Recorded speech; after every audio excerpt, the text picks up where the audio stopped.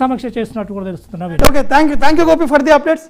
Right, ఇక మనం చూస్తున్నామంటే రేపు కూడా కొన్ని ప్రాంతాల్లో వర్షాలు కురిసేటువంటి అవకాశం ఉన్నట్టు వాతావరణ శాఖ అధికారులు కూడా చెప్తున్నట్టు కూడా తెలుస్తుంది. దాంతోపాటు మనకి వెనకాల స్క్రీన్ మీద కనిపిస్తున్నటువంటి ఆ దృశ్యాలు చూద్దాం ఒకసారి. సీఎం రేవంత్ రెడ్డితో పాటు ఉన్నత అధికారులందరూ కూడా రివ్యూ కూడా ఏర్పాటు చేయడం జరిగింది. డీజీపీతో పాటు ఉన్నత స్థాయి అధికారులందరూ కూడా ఈ రివ్యూలో పార్టిసిపేట్ అయ్యారు.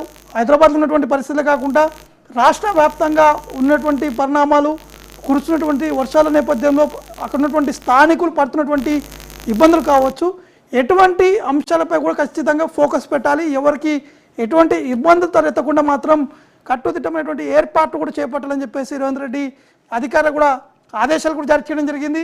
ఈ సమావేశం ముగిసిన తర్వాత నేరుగా సూర్యాపేటకు వెళ్ళారు. సూర్యాపేటలో కూడా అక్కడ ఉన్నటువంటి అధికారులతో మాట్లాడి తెలుసుకున్నారు అక్కడ ఉన్నటువంటి పరిస్థితులు, ఏ ప్రాంతాల్లో ఎక్కువగా ఆస్తి నష్టం కలిగింది, అక్కడ ఉన్నటువంటి ఈ వరదల వల్ల ఎవరైనా చనిపోయారా, లేకపోతే అక్కడ ఉన్నటువంటి స్థానికంగా పడుతున్నటువంటి ఇబ్బందులు కావచ్చు, ఇవన్నీ అంశాలు కూడా సుదీర్ఘంగా కలెక్టర్ కూడా అడిగి తెలుసుకున్నారు. ఆ జిల్లా మంత్రి కూడా ఈ యొక్క సమీక్ష సమావేశంలో కూడా పాల్గొన్నారు. దాంతోపాటు అక్కడ ఏర్పాటు చేసినటువంటి కొన్ని ఫొటోస్ను కూడా రేవంత్ రెడ్డికి చూపించారు. ఆ ఫ్లడ్స్ కావచ్చు, అక్కడ తెగిపోయినటువంటి చెరువు కట్టలు కావచ్చు, ఆ రోడ్లు, అక్కడ ఉన్నటువంటి బ్రిడ్జ్లు ఏవైతే తెగిపోయాయో అవన్నీ కూడా పూర్తి స్థాయిలో రేవంత్ రెడ్డికి వివరించి చూపించడం జరిగింది. ఇక ఒకసారి ఆదిలాబాద్ జిల్లాకి వెళ్దాము. ఆదిలాబాద్ జిల్లాలో ఉన్నటువంటి తాజా పరిస్థితులు, అక్కడ పడుతున్నటువంటి ఇబ్బందులు కావచ్చు, ఎందుకంటే ఆ ఏరియా మంచిర్యాల ఏరియా అంతా కూడా కోల్డ్ బెల్ట్ ఏరియా, అంటే కోల్డ్ బెల్ట్ కూడా ఆ ఉత్పత్తులు కూడా నిలిపివేసి కూడా తెలుస్తుంది. అక్కడ ఉన్నటువంటి తాజా పరిస్థితులు అందించడానికి శ్రీనివాస్ మనకి లైవ్లో అందుబాటులో ఉన్నారు. ఎస్ శ్రీనివాస్, అక్కడ ఉన్నటువంటి పరిస్థితులు ఏంది, మీ వెనకాల ఉన్నటువంటి ఆ విజువల్స్ కూడా మనకి స్పష్టంగా కనిపిస్తున్నాయి. ఆ రోడ్డుపై నుంచి ఆ వాటర్ కూడా వెళ్తున్నటువంటి ఆ దృశ్యాలు కూడా కనిపిస్తున్నాయి. ఏంటి అక్కడ ఉన్నటువంటి ప్రెజెంట్ సిచ్యువేషన్? వ్యాప్తంగా గత 3 రోజులుగా అయితే విస్తారంగా వర్షాలు కురుస్తున్నటువంటి పరిస్థితి. అయితే గత 3 రోజులుగా కురిసినటువంటి వర్షాల కారణంగా వాగులు వంకలు ఉప్పొంగి ప్రవహిస్తున్నాయి. ఇటు నదులు ఉగ్ర రూపం దాల్చి ప్రవహిస్తున్నటువంటి పరిస్థితి ఉంది. అదేవిధంగా ఇటు ప్రాజెక్టులు అన్ని కూడా నిండుకుండలను తలపిస్తున్నాయి. ఇటు కడెం ప్రాజెక్టు పూర్తి స్థాయి నీటి మట్టానికి చేరుకోవడంతో కడెం ప్రాజెక్టుకు ఉన్నటువంటి 18 గేట్లు ఎత్తి పూర్తిగా నీటిని 6000 క్యూసెక్ల నీటిని గోదావరిలో ప్రవహిస్తున్నారు. ఆ నీరు ఎల్లంపల్లి ప్రాజెక్టులోకి చేరుతుంది. ఎల్లంపల్లి ప్రాజెక్టులో కూడా పూర్తి స్థాయి నీటి మట్టానికి చేరుతుంది. 20 టీఎంసీలకు కానీ ఇప్పటికే 19 టీఎంసీలకు ఏరింది. దీంతో దాదాపుగా 7 నుంచి 8000 క్యూసెక్ల నీటిని గోదావరిలోకి వదిలిపెడుతున్నారు. దీంతో గోదావరి ఉగ్రరూపం దాల్చింది. దీంతో ఉగ్రరూపం దాల్చడంతో గోదావరి ఏదైతే ఇప్పుడు ఇక్కడ మంచిర్యాల జిల్లాలో ఉన్నటువంటి ప్రధానంగా ర్యాలీ వాగు ఉంటుంది. ఈ ర్యాలీ వాగు ఆ గోదావరిలోకి వెళ్ళలేక బ్యాక్ వాటర్ గా మారిపోయి ఆ ఎన్టీఆర్ కాలనీలోని ఇళ్లలోకి ప్రవేశించింది. దీంతో సుమారుగా ఒక 30-40 ఇళ్లలోకి నీరు వచ్చి చేరడంతో అధికారులు ఉటా వారిని సురక్షిత ప్రాంతాలకు తరలించారు. వారికి పునరావాస కేంద్రాలను కూడా ఏర్పాటు చేశారు. అదేవిధంగా ఇటు నిర్మల్ జిల్లాలో 10 సెంటీమీటర్ల వర్షపాతం నమోదైంది. ఆదిలాబాద్ లో 8 సెంటీమీటర్లు, మంచిర్యాలలో 6 సెంటీమీటర్లు, అదేవిధంగా కొమరంభీం ఆసిఫాబాద్ జిల్లాలో 7 సెంటీమీటర్ల వర్షపాతం నమోదైంది. మొత్తంగా తీసుకున్నట్టయితే ఉమ్మడి ఆదిలాబాద్ జిల్లా వ్యాప్తంగా వాగులు వంకలు ఉప్పొంగడంతో చాలా చోట్ల కాజువేలు ఏవైతున్నాయో కాజువేలు, లో లెవెల్ వంతెనలు ఏవైతున్నాయో ఆ లో లెవెల్ వంతెనలపై నుంచి వరద ఉధృతి కొనసాగుతుండడంతో చాలా చోట్ల రాకపోకలు నిలిచిపోయినటువంటి పరిస్థితి. అటు కౌటాల మండలంలో కనుక తీసుకున్నట్టయితే బెజ్జూరు దిందా వాగు ఉంటుంది. ఆ దిందా వాగు ఉప్పొంగడంతో దాదాపుగా 6 గ్రామాలకు రాకపోకలు నిలిచిపోయాయి. ఇటు ఖానాపూర్లోని రెంకోని వాగు ఉప్పొంగడంతో దాదాపుగా 8 గ్రామాలకు రాకపోకలు నిలిచిపోయాయి. అదేవిధంగా ఇటు అస్ఫాబాద్ లోని గుండి వాగు, తర్వాత ఇటు కొమరంభీం జిల్లాలో ఉన్నటువంటి వాగుల వంకలన్నీ కూడా ఉప్పొంగి ప్రవహించడంతో ఆదివాసీ గ్రామాలకు పూర్తిగా రాకపోకలు స్తంభించిపోయినటువంటి పరిస్థితి. ఇక ప్రస్తుతానికి మనం చూసినట్టయితే మనం నిల్చున్నటువంటి ప్రాంతం ఇది రాళ్లవాగు ప్రాంతం అంటారు. ఇది మంచిర్యాల జిల్లాలో ఉన్నటువంటి రాళ్లవాగు ఉధృతిని మనం చూడొచ్చు విజువల్స్ లో. భారీ ఎత్తున ఈ కాజ్వే పై నుంచి ప్రవహించడంతో పూర్తిగా రాకపోకలు అయితే నిలిచిపోయినటువంటి పరిస్థితి మనం విజువల్స్ లో చూస్తున్నాం.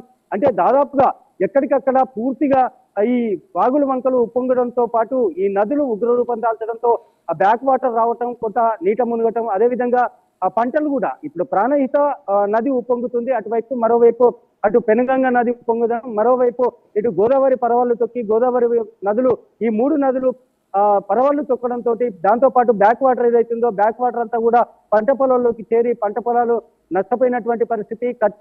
ఏదైతే పత్తి పంటలు ఉన్నాయో పత్తి పంటలు, కంది, మిరప, వీటితో పాటు మొక్కజొన్న పంటలన్నీ కూడా పాడైపోయినటువంటి పరిస్థితి.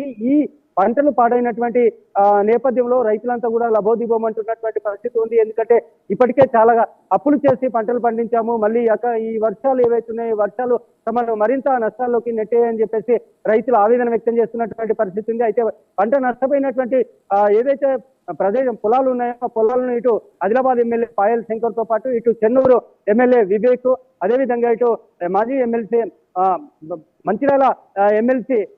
మంచిర్యాల ఎమ్మెల్యే ప్రేమ్ సాగర్ రావు ప్రత్యేకంగా హాజీపూర్ మండలంలో కూడా పంటలు మునిగిపోవడంతో మంచిర్యాల ఎమ్మెల్యే ప్రేమ్ సాగర్ రావు కూడా ప్రత్యేకంగా వాటిని పరిశీలించడం జరిగింది.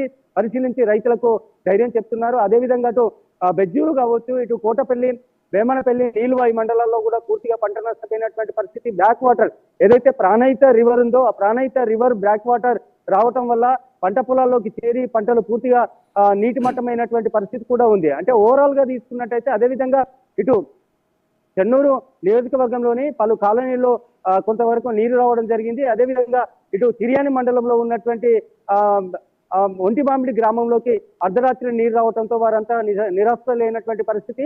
కట్టుబట్టలు తప్ప వారు ఏదైతే బియ్యము, ఉప్పు, పప్పులన్నీ కూడా తడిసి ముద్దయిపోయినటువంటి పరిస్థితి. వారిని కూడా అక్కడికి అధికారులు వెళ్లి వారిని పరామర్శించి వారికి కావాల్సినటువంటి సదుపాయాలు కల్పించి అదేవిధంగా వారిని పునరావాస కేంద్రానికి ఏర్పాటు చేసి నిత్యావసర వస్తువులను అధికారులు అయితే అందజేస్తున్నటువంటి పరిస్థితి. అదేవిధంగా ఇటు ఎన్టీఆర్ కాలనీలో కూడా చాలా మంది ఇళ్లలోకి నీళ్లు రావడంతో ఎన్టీఆర్ కూడా నీట మునిగినటువంటి పరిస్థితి. అంటే దాదాపుగా 30 నుంచి 40 ఇళ్లలోకి నీళ్లు రావడంతో వారందరూ నిరాశ్రయులు అవడంతో వారందరినీ పునరావాస కేంద్రానికి తరలించి వారికి కూడా నిత్యావసర వస్తువులు అందజేశారు. అదేవిధంగా అధికారులు అయితే ఇటు 4 జిల్లాల పరిధిలో అధికారులు అయితే అప్రమత్తమయ్యారు. జిల్లా కలెక్టర్లతో పాటు మిగతా అధికార యాంత్రాంగం అంతా ఎప్పటికప్పుడు అలర్ట్ అయి ఎక్కడ ఎలాంటి ఇబ్బందులు జరిగినా కూడా వెంటనే అప్రమత్తమై వారికి సహాయ సహకారాలు అందజేస్తున్నటువంటి పరిస్థితి. అదేవిధంగా ఏవైతే ప్రమాదకరమైనటువంటి పరిస్థితులు ఉన్నాయో ప్రమాదకరమైనటువంటి కాజువేలు, వంతెనలు అక్కడ పోలీస్ బందోబస్తు కూడా ఏర్పాటు చేయడం జరిగింది. రాత్రి పగల్లో పోలీస్ బందోబస్తు ఏర్పాటు చేసి ప్రమాదకర పరిస్థితుల్లో ఉన్నటువంటి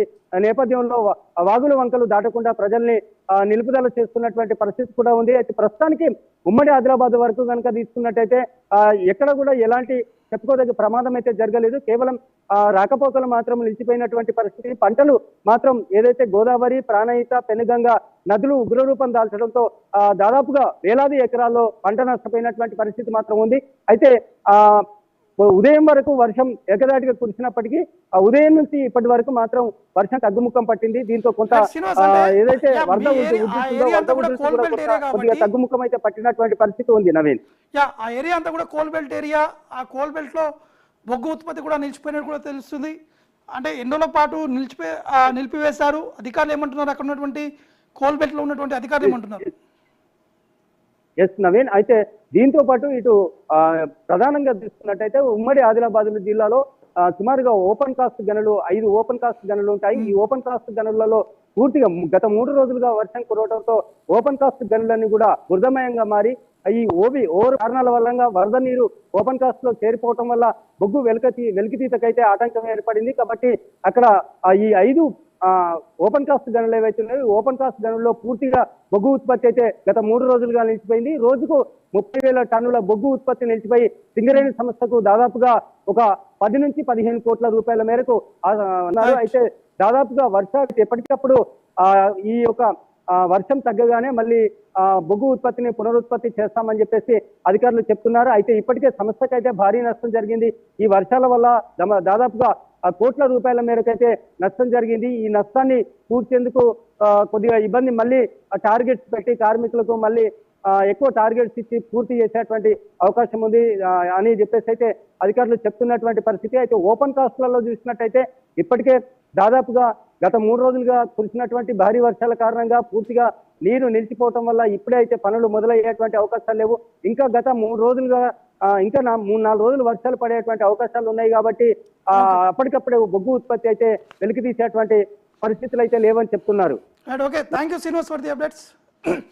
రైట్, మనం విజువల్స్లో కూడా చూస్తున్నాము అక్కడ ఉన్నటువంటి తాజా పరిస్థితులు.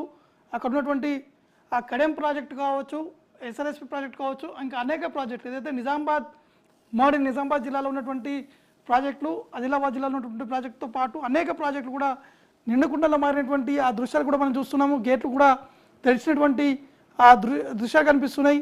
అంటే దిగువకి ఈ నీళ్ళని కూడా పంపిస్తున్నారు. అక్కడ ఉన్నటువంటి ఆ లోతట్టు ప్రాంతాల్లో ఉన్నటువంటి స్థానికులు కావచ్చు వారందరికీ అప్రమత్తం చేశారు. వారందరినీ కూడా ఎవరు కూడా వేట కావచ్చు అక్కడ ఉన్నటువంటి షిప్పింగ్ కూడా వెళ్ళొద్దని చెప్పేసి అధికారులు వారికి హెచ్చరికలు కూడా జారీ చేసినటువంటి పరిస్థితి నెలకొంది. కాబట్టి మొత్తానికైతే తెలంగాణలో ఉన్నటువంటి పరిస్థితులు ఇటీవల కురిసినటువంటి వర్షాల నేపథ్యంలో చాలామంది చనిపోయారు. వారికి కుటుంబానికి కూడా ఎక్స్గ్రేషియా కూడా రేవంత్ రెడ్డి ప్రకటించడం జరిగింది. ఎందుకంటే గతంలో 4 లక్షలు ప్రకటిస్తే ఈసారి 5 లక్షలు ప్రకటిస్తామని చెప్పేసి కూడా రేవంత్ రెడ్డి ఈరోజు జరిగినటువంటి సమీక్ష సమావేశం కూడా ఈ యొక్క నిర్ణయం కూడా తీసుకోవడం జరిగింది. ఇక ఎల్లంపల్లి ప్రాజెక్ట్ కావచ్చు ఇంకా ఎస్ఆర్ఎస్పి ప్రాజెక్టులో ఉన్నటువంటి ఆ గేట్లను కూడా తెరిచివేసినట్టు కూడా అధికారులు కూడా చెప్తున్నారు. ఎందుకంటే ఎగువలో కురిసినటువంటి భారీ వర్షాల నేపథ్యంలో అనేక ప్రాంతాలు జలమయమయ్యాయి. అక్కడ ఉన్నటువంటి స్థానికులు తీవ్రస్థాయిలో ఇబ్బంది పెడుతున్నారు. అక్కడ ఉన్నటువంటి కలెక్టర్ కూడా వెంటనే హుటాహుటిన స్పందించి అక్కడ ఉన్నటువంటి వారిని సేఫ్ జోన్కి తీసుకెళ్లేందుకు కూడా అనేక ప్రయత్నాలు కూడా చేస్తున్నారు. కాబట్టి మొత్తానికి ముఖ్యంగా ఖమ్మం ఎక్కువగా ఎఫెక్ట్ అయినట్టు కూడా అధికారులు అంచనా వేశారు.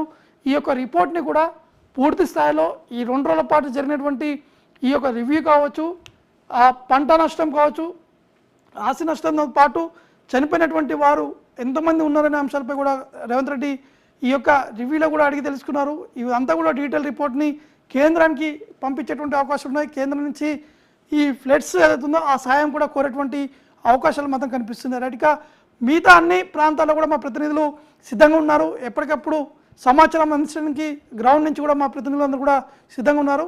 ఇది ఇవాల్టి స్పెషల్, ఎందుకంటే వర్షాలు పడినటువంటి నేపథ్యంలో అనేక ప్రాంతాల్లో పడుతున్నటువంటి ఇబ్బందులు కూడా ఇన్ డీటెయిల్గా కూడా మా ప్రతినిధులు కూడా చూపించడం జరిగింది. ఇది ఇప్పటివరకు ఉన్నటువంటి అప్డేట్స్. Keep watching 99 TV.